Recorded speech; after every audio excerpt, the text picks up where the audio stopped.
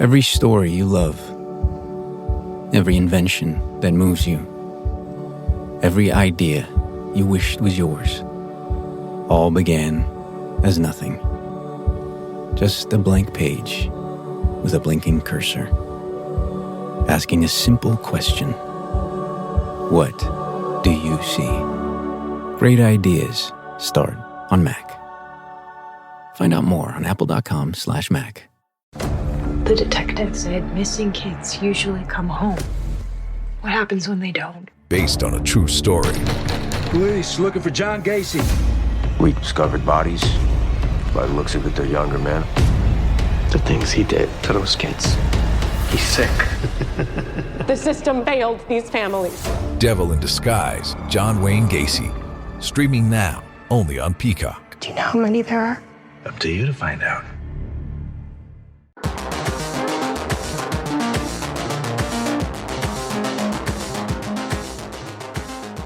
Welcome to Why We Roll, a tabletop role-playing game design podcast by the Stillfleet Studio. We're your hosts, Chris Pickett, creator of the historical fantasy game DANSE MACABRE, and Wes Marshall, creator of the political sci-fi game Stillfleet. Through the show, we hope to amplify new creative voices. We chat with different indie TTRPG designers, talking through a range of questions that are pertinent to many designers, players, and GMs. We hope to showcase fresh and even challenging ideas about what makes imagination-based games so powerful. Before we introduce today's guest, a reminder. If you enjoy this episode, please consider supporting the show and all of our games over at patreon.com/Stillfleet. Okay, let's find out why we roll.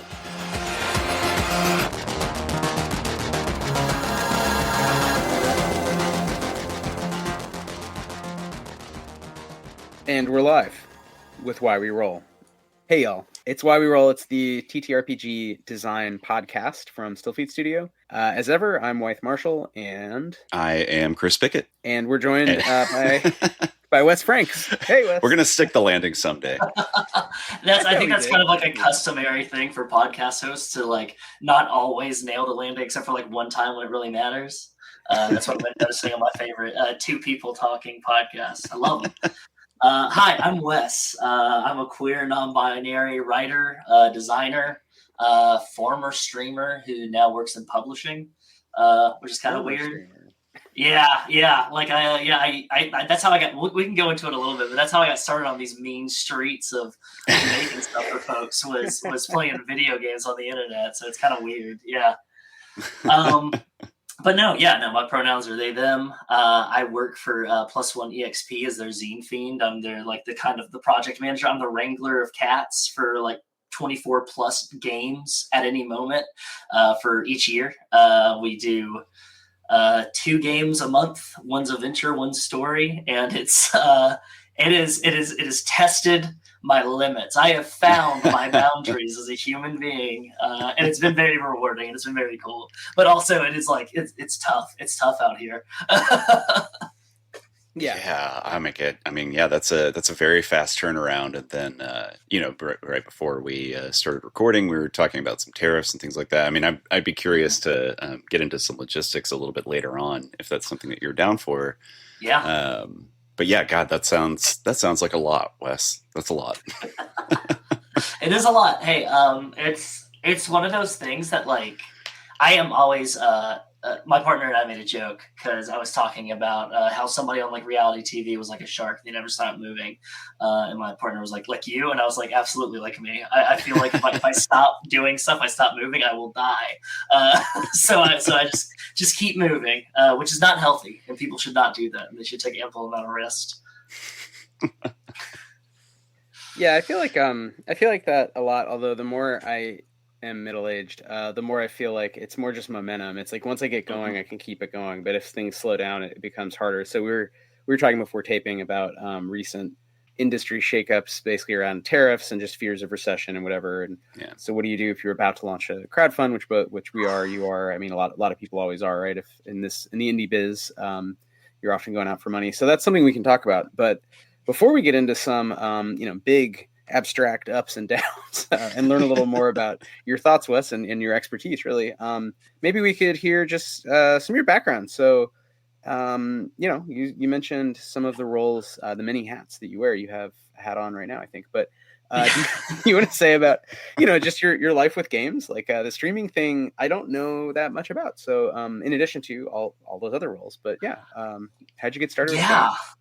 Yeah, games have always kind of been part of my life. Yeah, I am wearing a hat. I love hats. I'm a collector of hats, all kinds.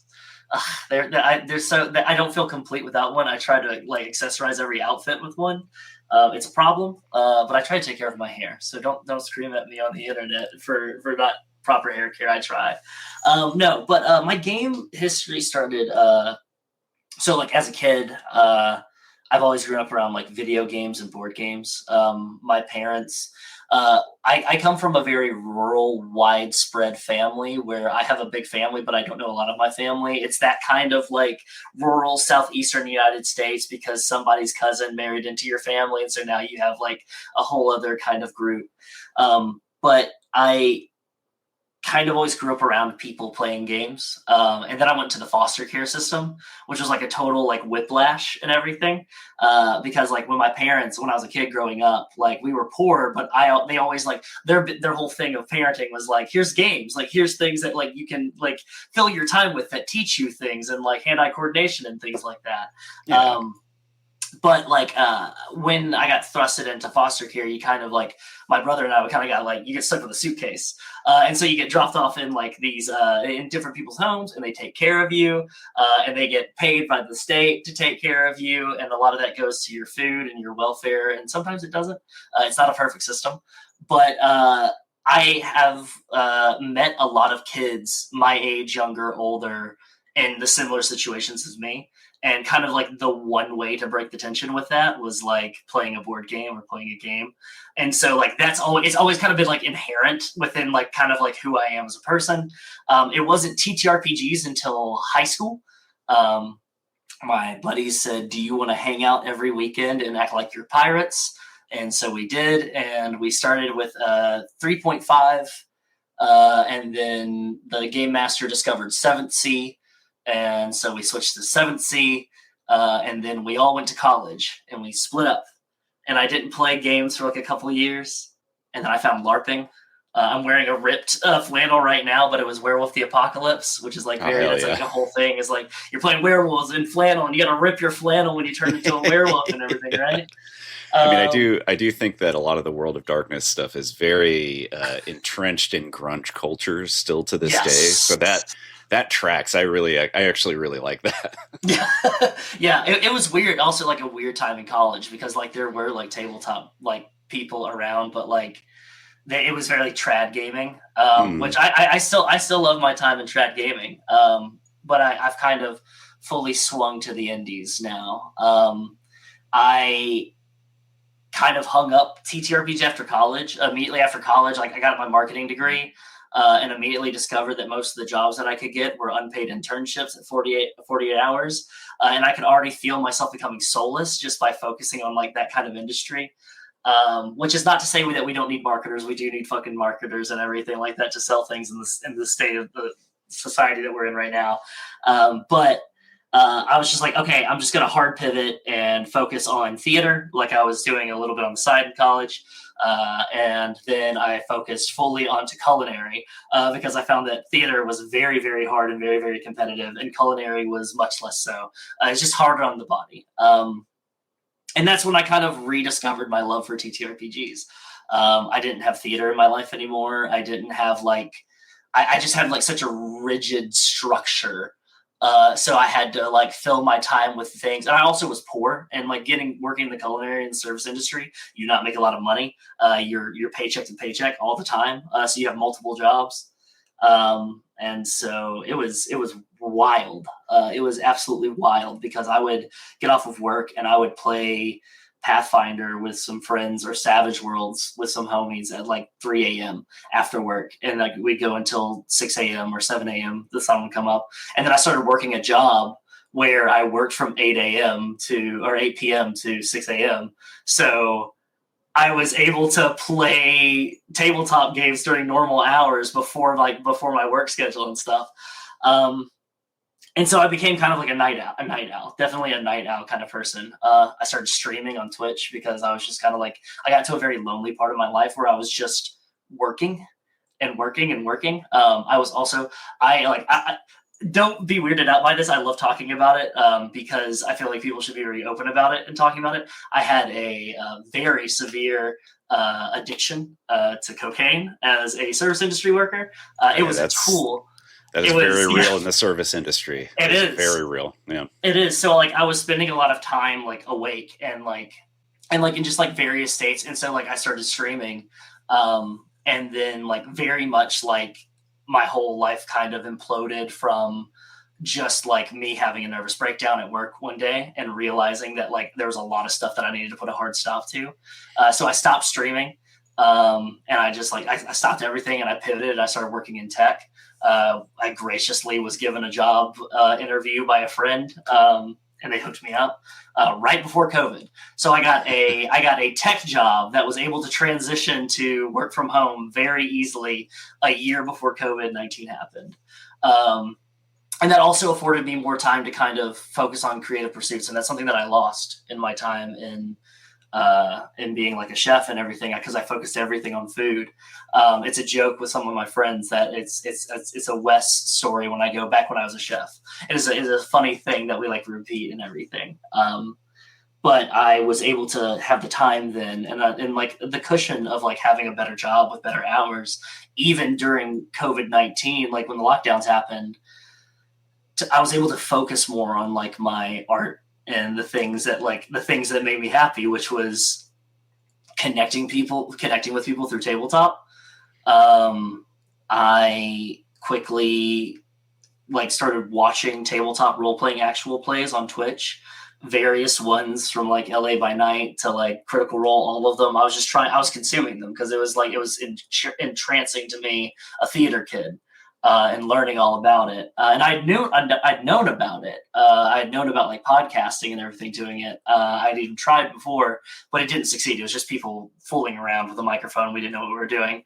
And that eventually led me to like starting to like be introduced to like AP people, actual play people. And I did a long stint through that.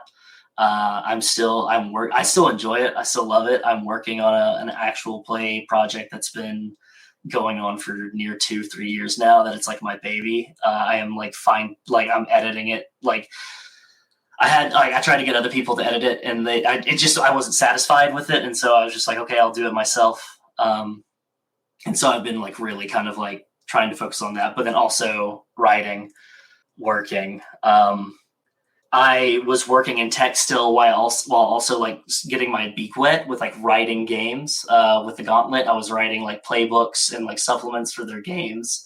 I was writing games for myself. I was getting inspired by everything. And then I lost my job through like AI. I'm such like a like AI that's like within animation where they need to do it to like do the whole thing. Like, the thing where it's like a tool and it's like not generative AI, but like literally like my company, like because of I was a long distance worker, I was living in DC and my job was based in Birmingham, and so I had to get like every 6 months a stipend that to get approved that I could work. And they said, well, your department is getting hacked in half, and like the half that's getting hacked and released is being replaced by an AI like bot that's going to handle logistics and shipping and handling stuff for us and everything. And I'd worked at that company for 5 years. I started in an entry level position and I worked my way up into like a logistics and like shipping and handling and working with like weather and traffic data and patterns and like working with SQL and all that stuff. And like, I just got let go very easily, very quickly. And so I full pivoted into working into tabletop full time, running games professionally, writing. And then Tony at Plus One was very gracious. We met at a writing retreat, and he was like, hey, we're looking for somebody to fill this role. And we think that you'd be good at it. We can't pay you a lot, but like, can you hook us up and like we can see if it works, and if it doesn't, it doesn't. And I went with him to Gen Con and it's since then it's like July of last year. It's almost going to be a year with them, and it's been such a wild experience because I've had such an up and down kind of roller coaster experience with games in the industry and just kind of like being around. So like it's very cool, but it's like yeah. So that's my history with games. Sorry, I'm very long-winded. No, that's great. That's a lot. Again, it's a lot of ups, downs, and I think a lot of us can relate to a lot of that. Yeah, absolutely. Yeah. I know a lot of people who just got let go because of AI. Oh, and also, everybody on this call, like working a job, writing, podcasting, trying to live by your art, but it's trying tough. to make it's tough out there. The art good, but the money makes sense, et cetera. Always a challenge. So that's a lot. So streaming. So you have streamed. You've done AP, but you also design games. And like you said, you were writing for the Gauntlet.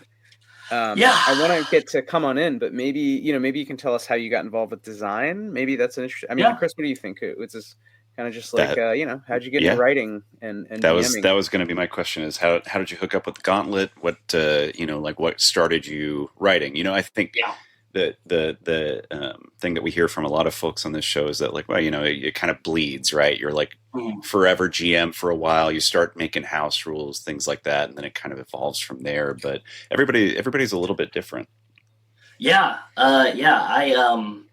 I didn't start writing or done. I've always kind of done like homebrew rules with like GMing. I've always kind of, or like as a player of like, there's something I want to add to my character, but there's nothing written for it. Is there something that we can work with together?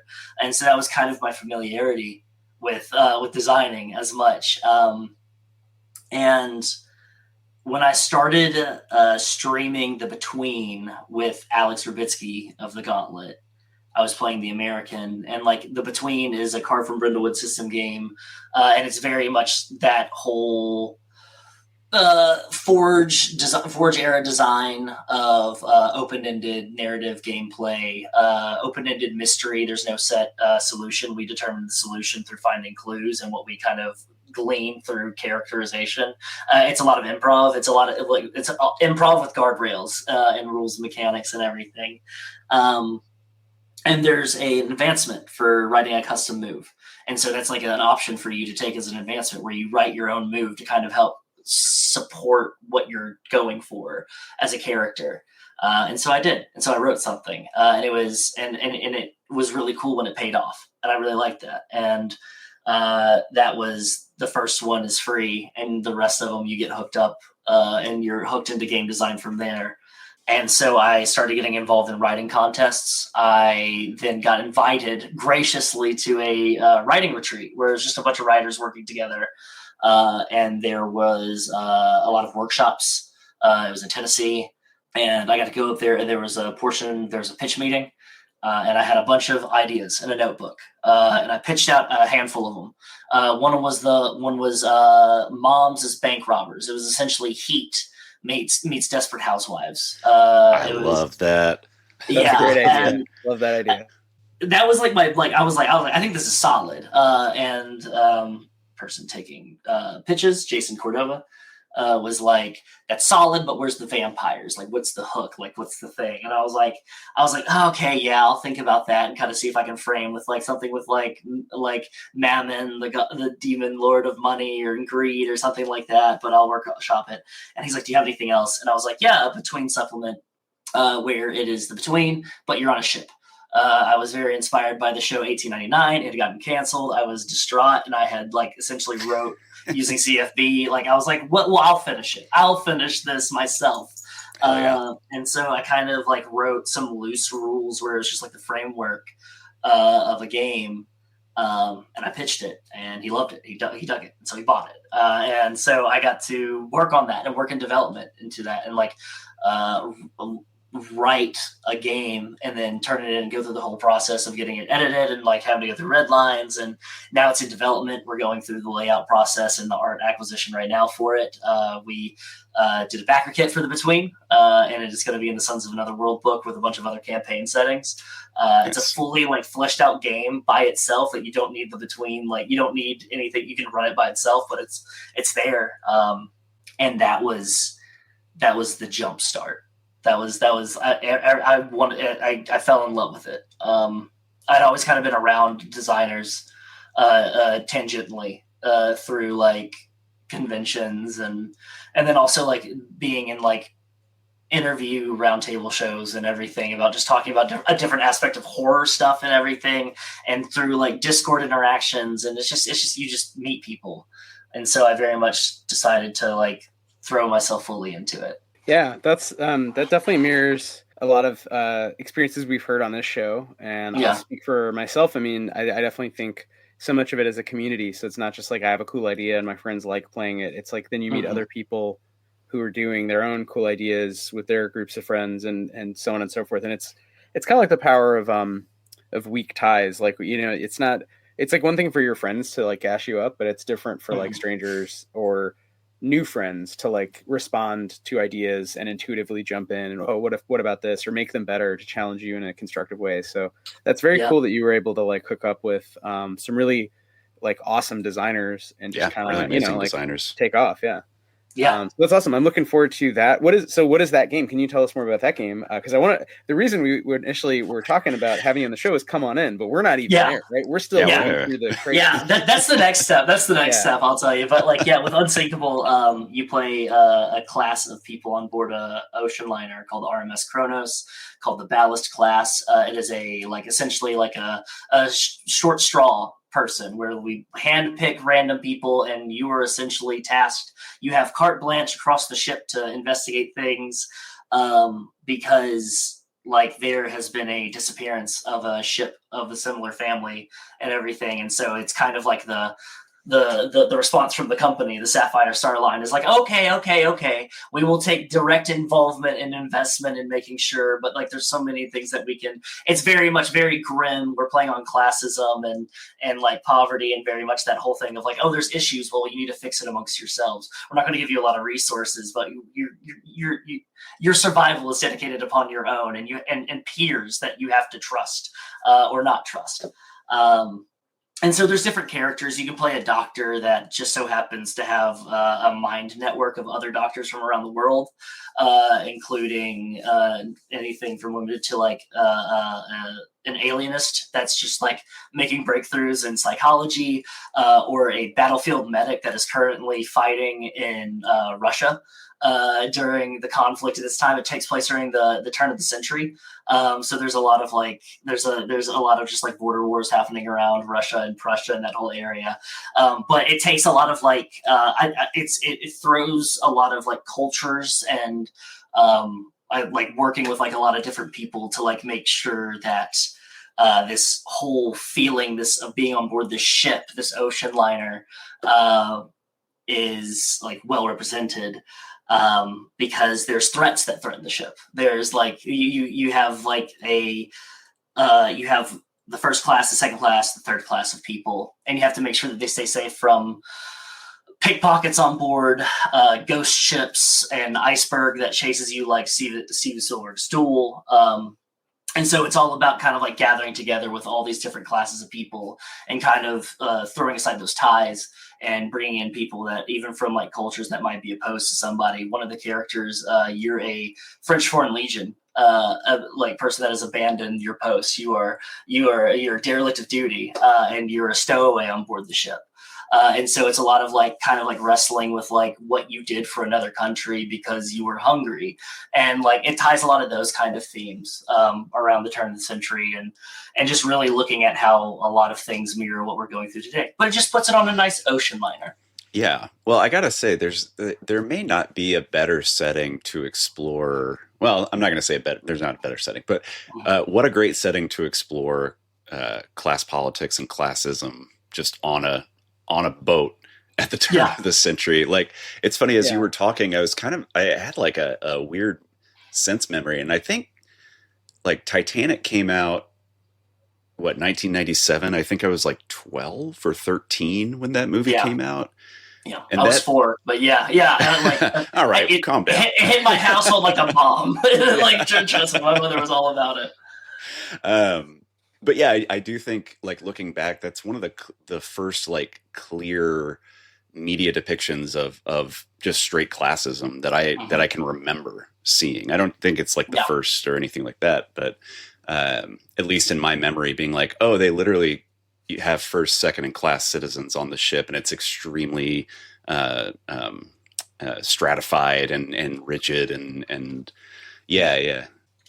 I feel like, and that would work. Like, you can imagine the version. My mind goes to the Hack, where it's on a ship bound for Mars or something. That there's the human laborers who like actually the work can't be done by the AI and the robots. And then there's the Musk types, and there's a bunch of government, civil service, comprador, like legionary types, and it's like a doomed vessel in a certain way. It'd be different from a cruise in that sense, but I think you could do a lot with, as Chris is saying, like you force people from different backgrounds, especially different class backgrounds, to kind of have those conversations. But it's not a game where you're fighting. Maybe there's a mystery, maybe there's even like a murder mystery or something, but it's not about like combat or hex crawling, right? You're on a vessel, and I love that there's the kind of on the one hand, it's big enough where you could have a lot of different rooms and a lot of fun with that. On the other hand, it does feel like you're going to get this done in a campaign, right? It's not going to go on forever. It's going to go on for a few sessions. It's finite. Get there. It's finite, but we've thrown some modularity tools in there.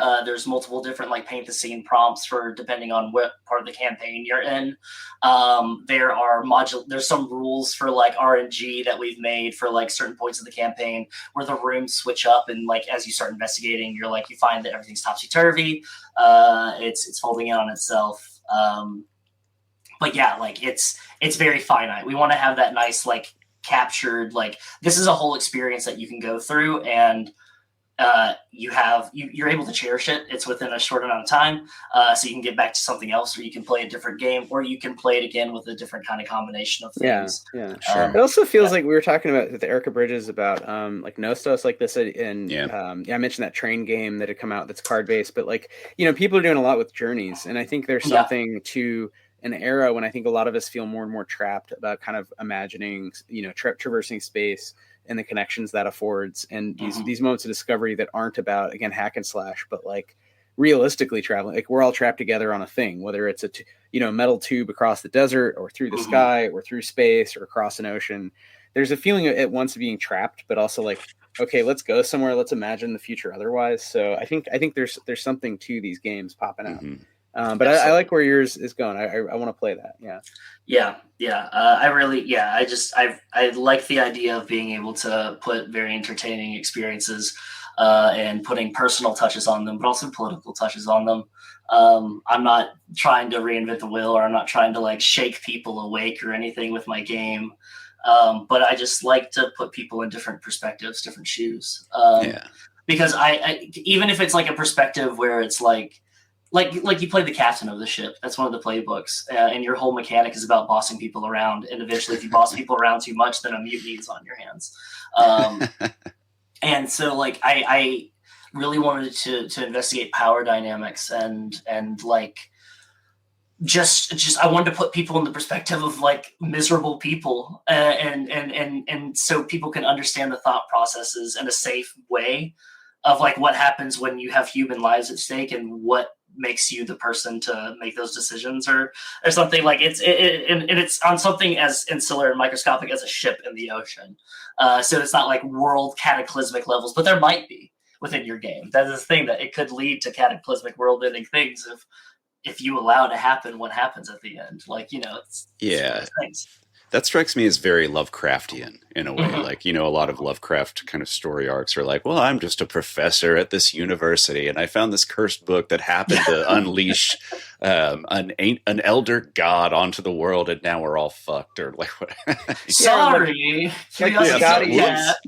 Like, because in Lovecraft, it's almost more realistic, and I think in Thomas Ligotti, it's that self-destruction of the narrative, where by the end, the narrative itself has changed. Like Lovecraft is much more great sci-fi. Ligotti's the horror, the philosophical horror of like the thing you're reading has poisoned you too. You know, it's the kind of poison book. And I feel like that's what's fun with RPGs, where you could be on a ship and it starts with a more simulationist. We're on a ship and we're fin de siècle rich people and poor people upstairs, downstairs. But then by the end, it's like much more this metaphorical space, and people are vibing out or being weird or murdering or whatever. And it's sort of, you can kind of switch genres in a way that's pleasurable. There's a great David Antrim book called The 100 Brothers about the dad dies and the 100 brothers all have to get together for the wake. And it's this short novel where like it starts with like kind of realistic from one brother's perspective, like just a bunch of guys, and you keep meeting dudes, and it's all these like it's very much about like doodliness, and it's meant to be dark and funny. It's very literary, but by the it keeps genre hopping. So every few pages, like by the end, like spoilers, like the main character's getting chased around like naked, like is going to be ritually murdered, you know? And it's sort of just like it leaves the New Yorker fiction behind like 10 pages in, and just is like, hold my beer. And I think that's something so fun about, again, the constraint, you know, we talk about it a lot on the show, but you have a tight narrative focus. Okay, you're trapped together in a ship, but it opens up this world of social possibilities, and what moves, you know, what mechanics support that, and all that as part of the design. So, you know, again, I think that's something maybe we can talk about with come on in, and kind of how you're taking a fairly narrow constraint, right, and then blowing it out and getting it to be this deeper experience. Just as a button on that, when can people expect? So when is Unsinkable? Like, I think you said it's still kind of in production, right? It's not something. So we were supposed to have a release for the main PDFs, the core book PDFs, around this time. And with like tariff delays and everything else, it's put a lot of halt on other things in production. So it's given us a little bit more time to kind of flesh things out. We've been in communication with everybody. It's a tight turnaround. The game is mostly written. It's a rules update for that. So you can expect that probably by the end of the year. Which will be very cool. It's something that I wrote a couple of years ago, and it's kind of been on the horizon. And so it's finally going to be here by the end of the year, by the end of 2025. And so, very cool. Exciting. Yeah, I'm gonna pitch you right now that we do a crossover of Unsinkable and Dance Macabre, where you get stuck on an ore ship in the middle of the Bosphorus Strait. Okay. Yeah. Okay. Yeah. Perfect. Or like in the Mediterranean Sea itself. Absolutely. Yeah.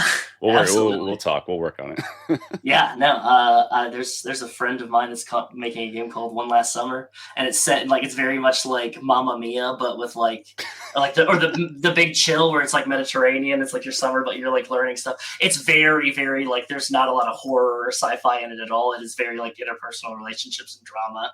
And I was like, and it's in the middle of the Mediterranean. It's like, yeah, it's like all sunny and bright. And I'm like, beautiful. Take me there. Great.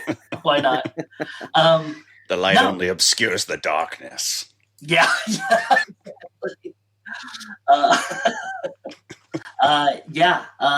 Let's talk about Come On In. Yeah. Come on over and tell us about Come On In. Come on in. What is Come On In? Come On In was an idea that I had. Just one of those ideas that you kind of dive into when you're just doing stuff, you know, I'm just having a good time doing stuff and farting around with mechanics. And I am a very an eye-opened fan of Stephen King. That was one of the first horror writers I ever read at the bright-eyed, bushy-tailed age of 10 years old. I read Cujo. And I was terrified. That is such a depressing, mean, awful book for a 10-year-old to read. And that is exactly why I'm the person I am today. It's also the book that Stephen King doesn't remember writing because he was snowblind at the time. Absolutely. And so, but like I have like I've got a very nuanced appreciation of Stephen King. I really appreciate the person that is able to like handle certain aspects of characterization really well and has like excellent setups and like has an excellent concept of like parameters and like the freedom that comes by setting like guardrails.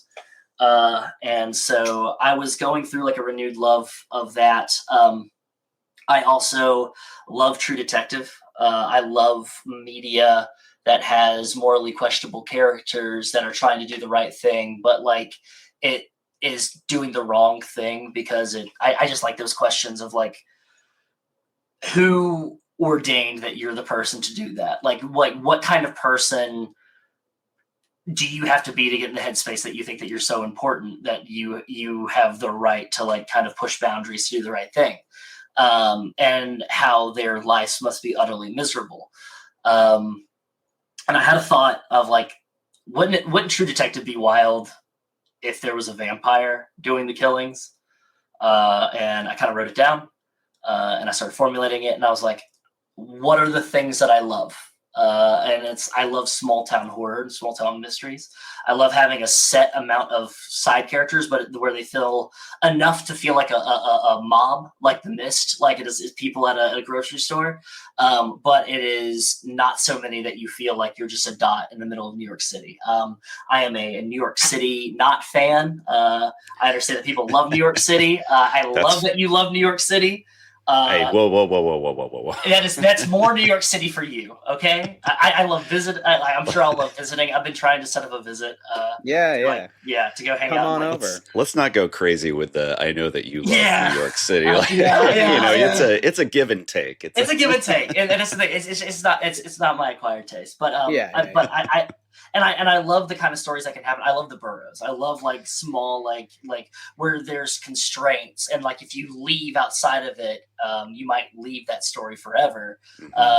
But because everything's so self-contained, and I felt like I loved the Car from Brindlewood mystery system. I love the open-endedness of it. I love that.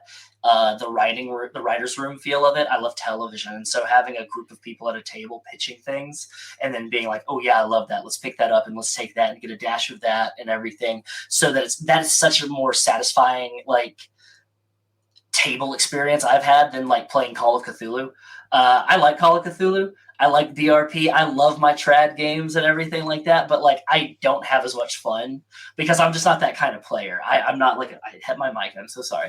I'm just not that kind of person that's like I love there to be restraints, but I don't want to be entirely bogged down by like a sim game. I'm not trying to like role play losing my mind with like points and everything like that. There's different ways to manage that arc too. So it's not that you have to do it through points that steadily decrease, which creates one kind of curve.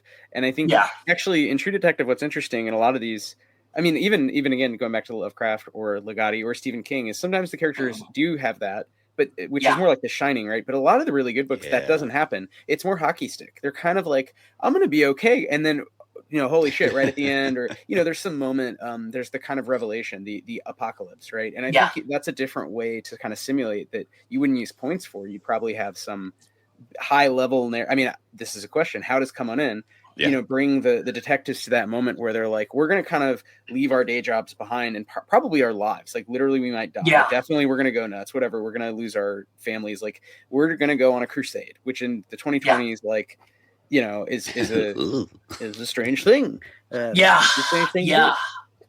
So I have the game purposely set in 1990X. That is a very specific time because I hate the idea that I love modern mysteries, but I feel like the mystery of the modern mysteries here are so bogged down on technology and like GAC and surveillance and everything, and that's a different game. And I think I think that there is something much more interesting about being a fallible detective that can make the wrong call and you can ruin somebody's life, or you make the wrong call to make the right call. And I think the 90s are the perfect time for that because there's rampant consumerism.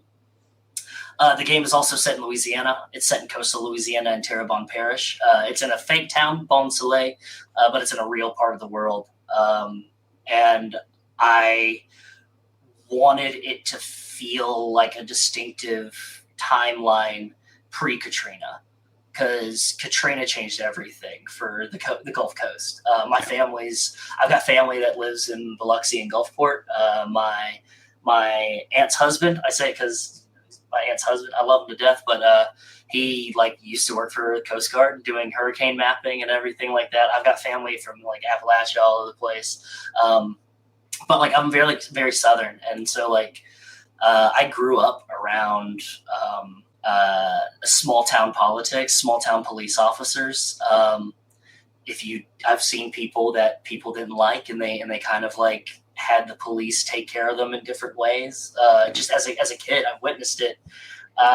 there was a guy that like a lot of people in my small town of Grant, Alabama, like really like held up as like a bastion of like purity and justice by the name of, I'll call it Verlin is his first name.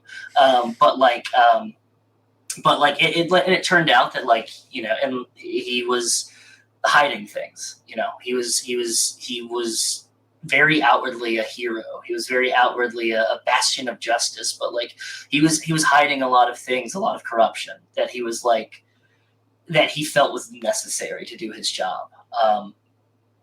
And I also, so I felt that it was important because I grew up around that era. That's when I grew up as a kid. And so that's kind of like that era of policing is what I really latched onto. Yeah. And that's kind of like my thought process when I realized, shit, there's going to be a lot that needs to come into this game.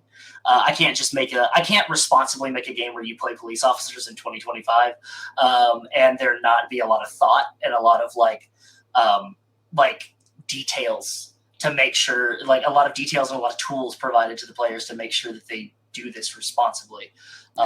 Because I want the players, if they want to go to that headspace to explore that, because I think it's important to understand how modern police works, and I think it's also it's important to understand the thought process of what goes into making those decisions. Because I don't want to I'm not trying to like, it's not like a thing. It's like where it's like, oh, you should feel bad for police officers and everything. I think that like a lot of people kind of have an idea of what the police is in their head. And it's not a realistic idea. It's very much like a posterized version of it. It's very much a cinematic version of in their head. Copaganda. Copaganda, exactly. Yes. And I'm not going to say that I'm the person to change that or anything like that. But like I feel like it would be irresponsible of me to not provide like an essay from somebody that understands criminal justice and police brutality in small towns.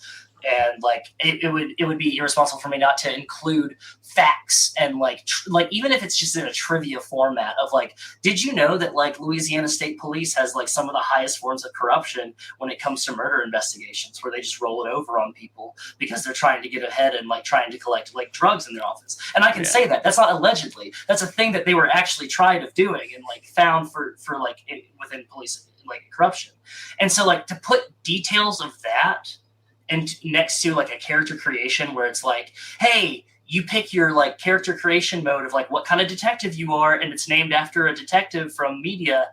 So it's like, oh, like you have like Yoshinobu. I'm forgetting the name of my character. Let me just open my character creation right now. Yeah, it's right here. Characters. But it's like you have like Rustin Cole, who's like True Detective. That's the first one that you see, of course. Yeah. But you also have like William Somerset from Seven. Like where you're retired, you're getting too old for this shit, and you're retiring, and a lot of those moves have like baked in mechanics within them where it's like, here's an actual policing thing that you can do as like your specialty or whatever, but it's based off of a character in media, and so it's like it's and I'm not like leaving like a direct map for you to say this is to get you thinking about how you like interact with media and like especially police in the media. It's a trail. It's a breadcrumb trail for you, where it's like I want you to be thinking about these things as you're playing through the game. And so it's a 2-player game. It uses Car from Brindlewood system, 2d6 to roll, and you start as 2 detectives. It's 3 players. It's a keeper and 2 detectives, and you start at the murder site where somebody's been found murdered, and there's a whole section, a campaign sheet that is essentially a mechanical Mad Libs for the keeper, the person running the game, where it's like, I have given you a framework. This is a skeleton. This is a bone structure. You need to add the meat to it. And I've also given them an exhaustive list of side characters and locations that some of them have special rules associated to them. Like if you do a certain thing here, then it unlocks you to be able to do this stuff. Or if you do a certain thing here, it's going to block off this location from you completely because you've overstepped your boundaries. There are benefits baked into the game where it's like, if you act corruptly, you will get like 12 pluses on your investigation moves. But down the line, you're going to get fucked over because you like you are being very flippant, and like it's the push and pull and everything like that. And like I felt like to be able to do justice for that, it couldn't just be like an OSR mechanical game where there's like stats and like rolls for like, and like weapons with like damage counters and stuff like that. Because I feel like that video games thing's a little bit too much, that gamifies things a little bit too much. So having it kind of narrative and open-ended felt where I was going to be able to kind of Trojan horse a lot of like these facts and these thoughts and these just musings about policing in the United States. Yeah. Wes, I actually have two questions about Come On In, but the first one is I'm curious as to how much you kind of like build out the setting as well as like have it. Like, I really appreciate that you have the facts about, you know, corruption and policing and all of that. But something that, you know, as also a pseudo Southerner, I'm from Texas. I lived in Houston for a long time. But something that strikes me is that like, it's not just that like there are people trying to do good, but also still corrupt, things like that. But there's also a whole culture in the South around respectability politics and about, you know, like our ideals of Southern hospitality and things like that. So I'm curious how, like, how fleshed out is the town? Like, do you have, like kind of like political structures in place, or is that something that's more left open to the narrative as well? So within like the keepers, like it's called the Maitra's plan. The big bad is called the Maitra, their master. And they within that there are going to be there are details and tidbits about the setting. There's also details. There's also like detailed laid out set parameters of where this takes place. There is also going to be a direct essay that I'm getting written by somebody from Tulane I've been in contact with them to talk about the area, because I really wanted to make the Gulf Coast and especially the Gulf of Louisiana showcase of what not only is it colorful and vibrant, but it is a place that has survived a lot of hardship, and it's not going to be here for 10 to 15 years. It's going to be gone soon.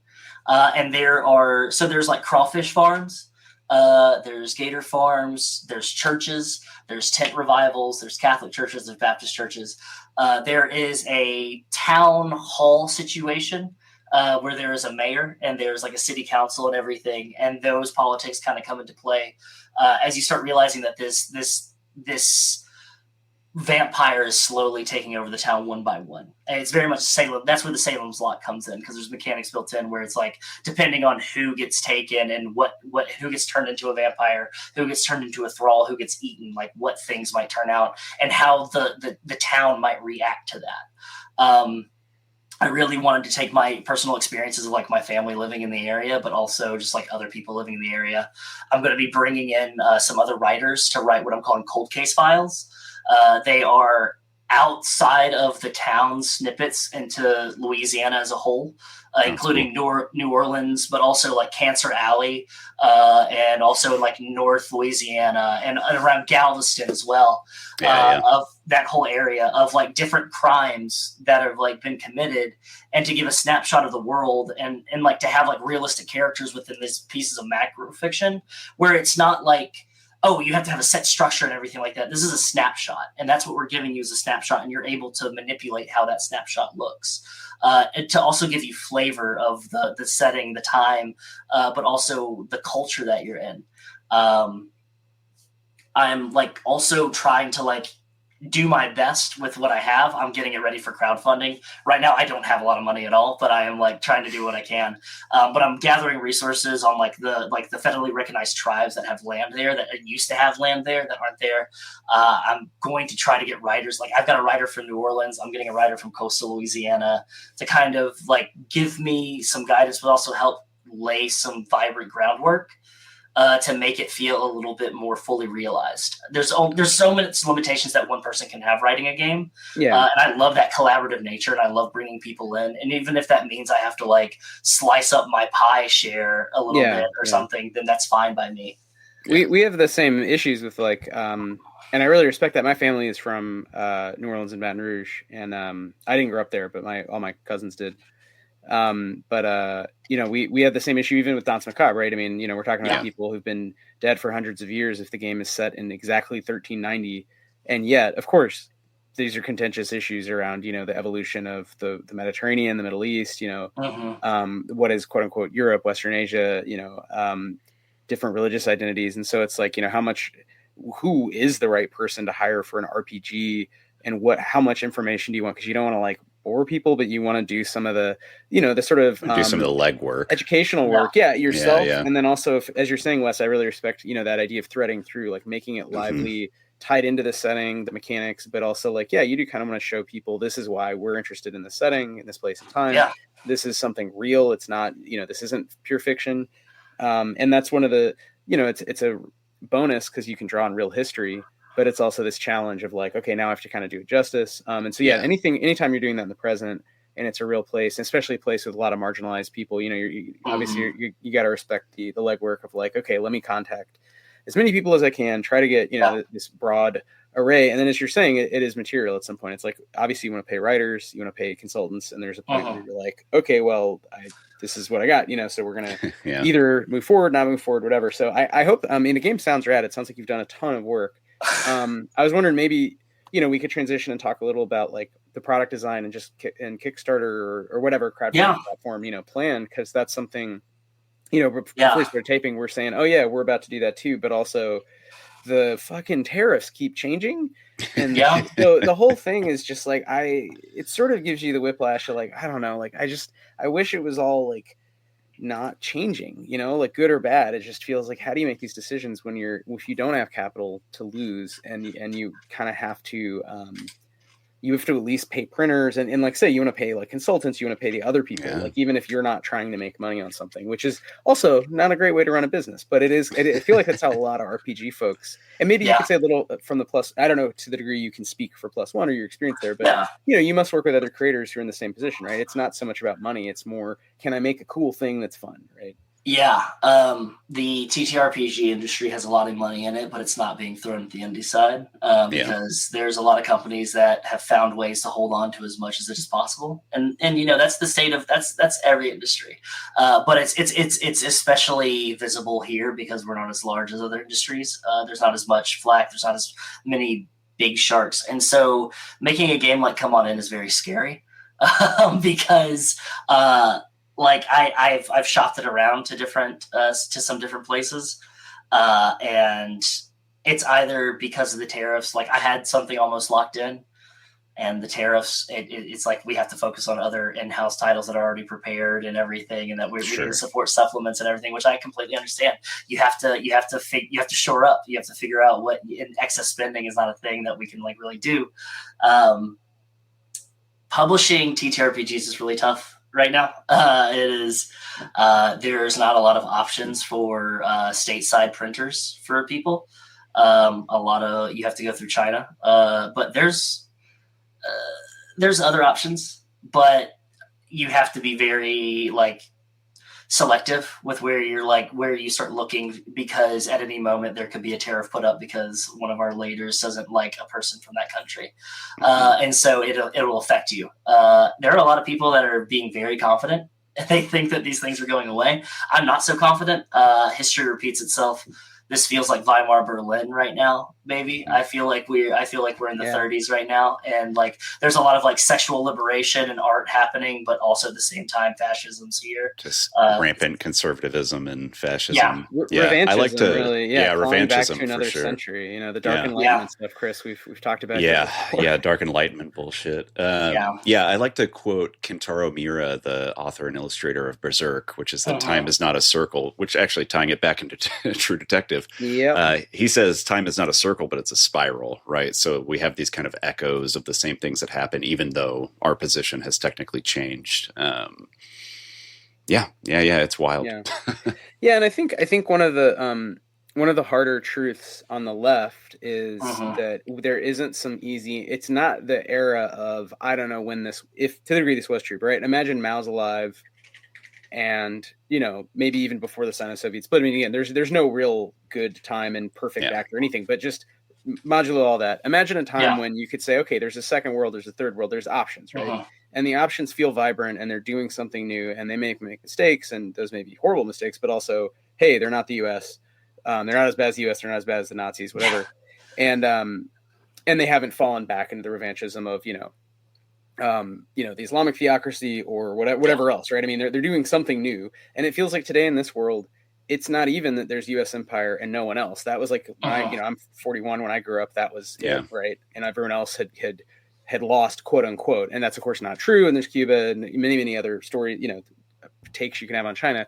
But basically, there was that idea that, okay, there's U.S. empire and everyone else is just second place. Now it feels like there's not even U.S. empire. It's sort of like somebody knocked on the door finally. We're all scared little clerical mice, and we open the door and you see the silver throne and God's not there, right? And it's just, there's no one running the ship. There's a bunch of AI making money for, burning down forests to make money off products you don't need. Yeah. And no one is really benefiting. Like even the people in charge, like Elon Musk is about to get fired. He's sleeping on a cot. He owes the Saudis. Like no one is really enjoying themselves, even of the revanchists, and even of the traditional sort of capitalist class. It feels like there's no there's no plan. So I think one of the weird things, and we were kind of talking about this before we started taping, is kind of dwelling in apocalypse and feeling like this might go on for a while. To your point, like it's not just the trade tariffs with China. It's like we just might not know what to do, quote unquote, sort of with ourselves, with our time. So that, you have to pay bills, you work your day job. If you can make it in games alone, or to a degree you have success, that's great. But you want to keep consuming too. I want to buy these games, I want to play them. But there's also that feeling of like any moment, anything could happen. It really feels like a time in which just anything can happen in a way that I would say, even during COVID, I didn't feel that. And maybe that's just me, very privileged, whatever. I just didn't feel that. I felt like, this is weird. Like the government isn't responding super well, but like I know. I guess because I work in medicine to some degree, like it's like, we have this amazing ability to like create vaccines and stuff and distribute them.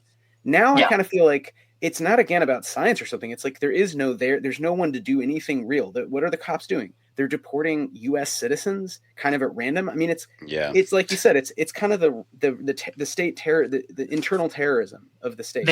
There are creators that we were really excited to maybe meet and bring to conventions with us, people that are from outside the United States. Now that we were like telling them, do not come here.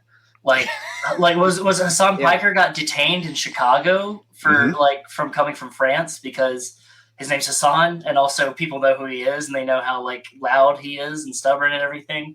I mean, if somebody that's a citizen here gets detained and is being like frisked and asked questions about their politics and everything, asked about their views on.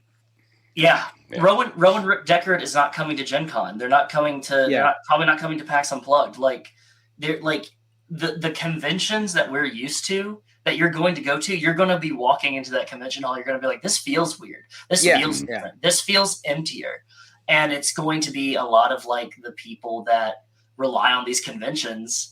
And they rely on these convention goers to get their game out that live in Sweden and other places, not even just like Sweden, but they live in like the global South, and they come up here. Like there's a bunch of creators from the Philippines that we know and that's like territorialized. That's like, that is a direct connection, and even they could get flack and harassment. And it's so wild. And like, and I feel like there's such a disconnect. I feel a disconnect. As a person that's like managing 24 different projects and talking to people about these projects and like getting like invoices set up and everything, it feels like it gives me such like weird disassociation, because I'm but also like I'm publishing I'm talking about publishing a book and everything, and like, and I'm like, let's tariff proof it, and can I make it a magazine? Can I just like print it as a magazine so that it's like cheaper? But it still has like some tangibility. And then looking at digital options, like what can I do for digitization? Well, if this guy in Utah who has been putting up this act for obscenity certification act, or like whatever, this guy from Utah, it's his third time of trying it. He tried it in 2022, tried it in 2024. It's essentially banning pornography from the internet in America. But it would also be what we classify as pornography. So if it has no inherent scientific or like cultural or artistic or political value, then it will be deemed pornography, and it'll also be deemed unfit for public consumption. Like Big Brother shit, like 1984 shit. Like, well, it's the classic, I don't know what pornography is, but I know it when I see it. I know it when I see it. It's that the whole backing off of it. And so it's like I have friends that are like sex workers that are like, am I going to have to start writing scripts that teach things about the American Revolution while I'm also doing sex work? Like what, like that is a conversation point that I have heard today, like within a chat, like a friends chatting, like it's wild to think, because like I'm thinking, I'm like, yeah, let's crowdfund it. Let's find a magazine printer. And that's one of the options that I have. I'm like, if I can't find somebody to buy this game, because I don't know who would buy a game where you play cops and put it out there, and like, unless it was like that we're edgy and we can make an edgy release. But I don't want to work with people like that. I want to work with people that are like, I want to maintain the integrity of this game, and we're going to release it. And so I think, I've always just kind of been a DIY person, do it yourself. I might not be able to release it because of fucking tariffs. I might. I'm a queer person. Why you're queer, Chris, you're queer. Like, it's like at any point, luckily we're white, but at any point we could just be scooped up and just sent someplace, sent to Nevada. We post a lot of shit about Gaza, and I think it seems like at least in New York, there's a lot of Zionists in New York, if you didn't know. And they have a lot of surprise. And they do not care. They've kind of abandoned humanity, basic morality. And I think that's the thing that increasingly to me is like, in terms of travel, that's kind of the number one thing I'm personally worried about. Against very privileged, because I pass, I can wear a collared shirt.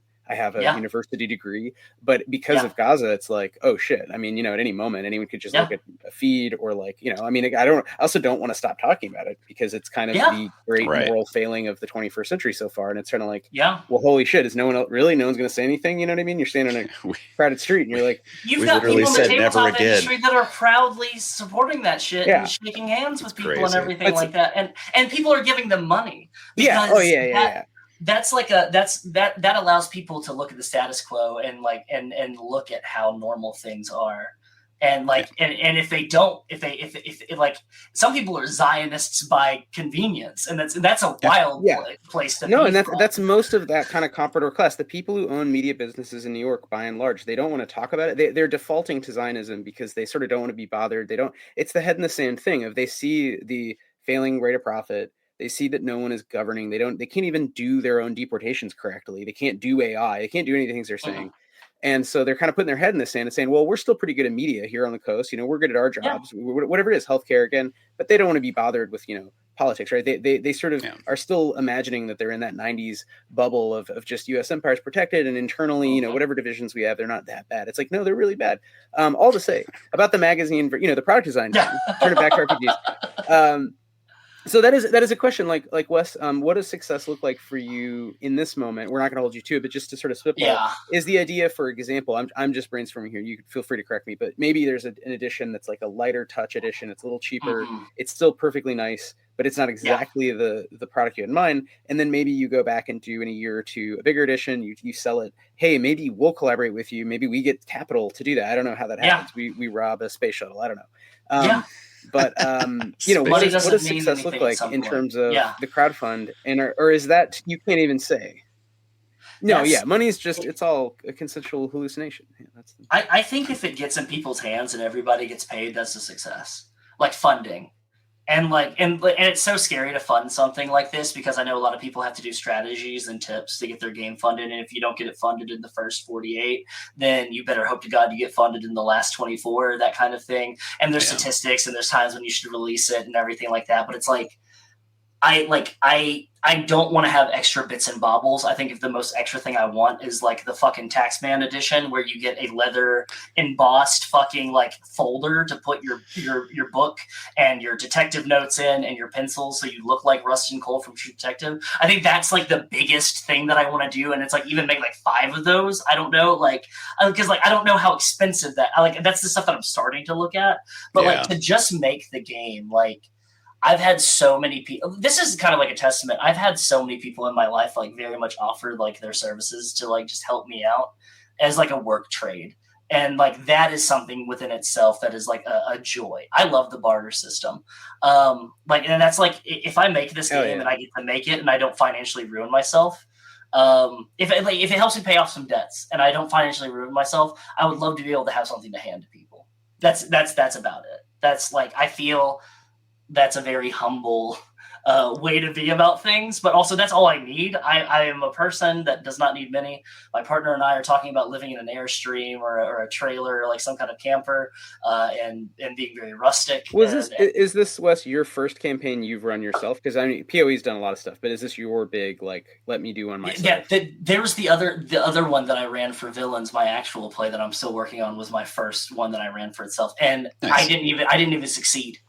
I got like 60%, 70%, 60%, 63% of the goal. But it was enough for me to pay the actors. It was enough for me to pay the cast. And then everything else has just kind of been out of my own pocket. And so that's why it's been very slow going. And people have been very gracious about that.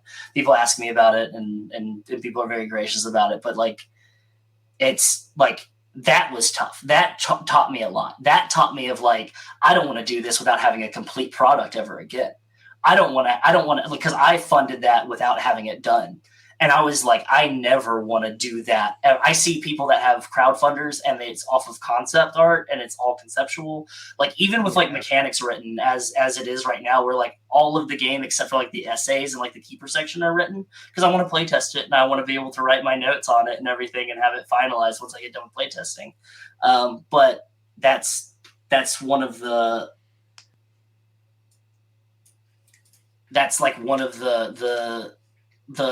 like joys of it is just that like I don't know, like I learned a lot. It was scary, but it was thrilling at the same time to see people like throw support at something just because it tickled their fancy, just because it was interesting to them. And that's kind of like within of itself, it's a success. Like if I crowdfund this game, it's not going to stop me from making games. Like Wife said, I'll just make like a smaller edition of it. I already have a first bite edition of the game. It's a quick start. It's pay what you want. You can, and it's old rules. The game has severely changed, but like I need to update that version of it. But I don't know. Yeah, but everyone, so check out, it's carryoncomfort.itch.io. I mean, I think generally Carry On Comfort is your sort of publishing, imprint kind of name, right? Your handle. And so the publishing arm of Wes Franks. Yeah. So yeah, I mean, people should definitely check that out, and I definitely want to play the game in whatever state it's in when it is kind of ready for whatever state of release. Which again, I think these things can be rolling, and I think some of the best games, the best creators I could think of, actually a lot of these works started as not the best physical or digital edition, and later they got more art, they got reprinted as a deluxe, or it was a sort of a Patreon, group of things, zines, and then later it gets kind of collected. So I think you'd be in perfectly good company to have a game that's really rad, that's very deeply thought out, obviously, that touches on really vital present political concerns, but also ties into these genre fiction tropes that are so fun. And just the idea of being, doing detective fiction, detective horror, obviously, is a big staple of kind of RPGs. And for good reason. It's clues, you're problem solving.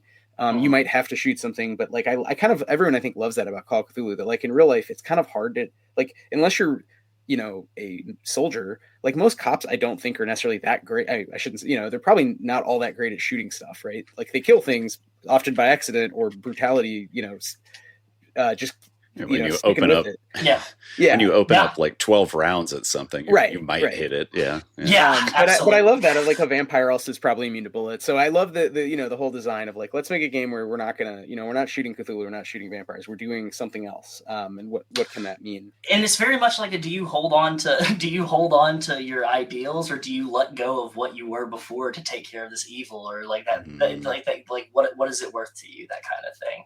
Yeah. Very cool. Yeah. Well, Chris, do you have other questions, just in terms of time? Because I know we want to let Wes has more meetings, so we gotta let you go. Always more meetings. Always interminable meetings. Yeah. Well, that's also just, I think, a part of indie TTRPG publishing is like, how the fuck are we going to do this? Oh my God, we got to talk when you can. We got to talk. Like literally whenever you can. Yeah. No, I don't think that I have any more questions outside of, I guess, my traditional ending question, which is, Wes, where can folks find you? How can we support you? And how can people get their hands on Come On In, as well as all of your other incredible games and AP projects? carrion-comfort.com. It's very easy. That's my handle on Blue Sky. That's my website. It has links to all my stuff. That's where Come On In stuff's going to be. That's where it's all going to be, right there. Love it. Awesome. Perfect. Well, Wes, maybe we can hold you to coming back on when you're in a place where you want to do some AP. Chris and I, this is not an AP show, but one thing we have done that I think's worked really well is kind of this, half hour to an hour of play and then the same amount or less, make it work where it's an hour and a half total. But basically we do some scenes and we kind of talk through it and talk through your design choices and how you kind of can play the game and talk through, jamming possibilities. So a little bit more of like that, look under the hood. But I think that'd be, I think Come On In, because it's fraught politically, and, as leftists making games in very troubling times, but also, as again, in terms of the real reality, we have to like work with the cops and the military. You know what I mean? Like we need people, we need to like flip them or like, you know what I mean? Like you can't just say, oh, well, all the people with guns can be Trump people and we just don't have guns. Like that doesn't work. So I'm curious kind of, how that'll play out at the level of vampire fighting, which, I before this, I would have been like, well, at least we don't have to worry about vampires. But now I'm like, I don't know. You know we what? might have to. Ask me in a week. Maybe we have to hunt vampires. So. We might have to. Oh, well, oh, shit. That does remind me of what I brought up before the show, which is on the Sam Sanders show, which is a podcast I caught a clip of. These comedians were talking about how vampire movies and I guess media in general are always good recession indicators. So you look at when the original Nosferatu came out, you look at the original Universal Monsters, Dracula, all of that kind of stuff. It's like always right before a recession hits. So I think that you should take pride that you are engaging in a long tradition of vampire media that predicts a recession. Yeah. I hope I could be a part of that at some point.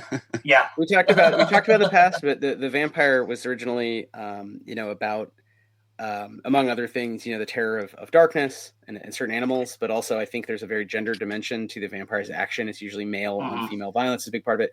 But in the 19th century, famously, of course, except for Camille, a symbol for there's a lot of exceptions now, but But in the 19th century, it becomes all about capitalism, right? The vampire is the machine of industrial society coming to kind of suck energy from you. And you literally suck the life from you. Yes. You never wake up as restored as you want. So with that, we're going to fight those vampires together. Hell yeah. Thanks always, the amazing Chris Pickett. Thanks so much. Wes Franks. Thank you so much for joining us. Carry On Comfort. Everyone check it out. Come On In and other games besides. Y'all have a good one. Thank you. All right. Bye, everybody. Thanks for listening. Bye-bye.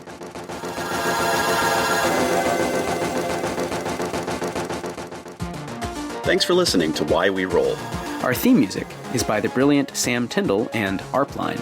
If you enjoyed the show, please subscribe wherever you get your podcasts. You can find us on all social media at Stillfleet. You can find out more about DANSE MACABRE, Stillfleet, and all of our games over at stillfleet.com.